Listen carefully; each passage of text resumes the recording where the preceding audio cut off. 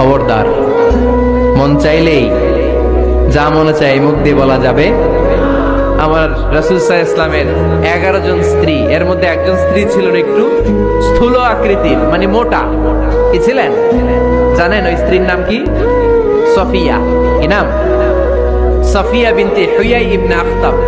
উনি আল্লাহর হাবিব সাল্লাল্লাহু আলাইহি ইসলামের সব স্ত্রীদের মধ্যে থেকে একটু স্থূলকার ছিলেন, একটু ফেটি ছিলেন, মোটা ছিলেন। আম্মা জান আয়েশা একবার ওনার প্রতি রেগে আল্লাহ রাসূল সাল্লাল্লাহু আলাইহি ইসলামের কাছে বিচার দিলেন যে আপনার মুটকি বউ। আল্লাহর হাবিব সাল্লাল্লাহু আলাইহি ইসলাম এই কথা শুনে রেগে গেলেন। আয়েশা, এটা তুমি কি বললা? তুমি সফিয়ারে মুটি বলে গালি দিলা। লাকাদ কুলতিলা কালিমাতান লাউ মুসিজাতহু লা মাসাজাতিল বাহর। আয়েশা, তুমি এমন একটা কথা সফিয়ার শানে বলেছো, এই কথাটাকে যদি সাগরের মধ্যে ঢেলে দেওয়া হয়, এই কথাটার তিক্ততা আর পঙ্কিলতা পুরো সাগরের নীল পানিকে মুহূর্তে কালো করে দিবে।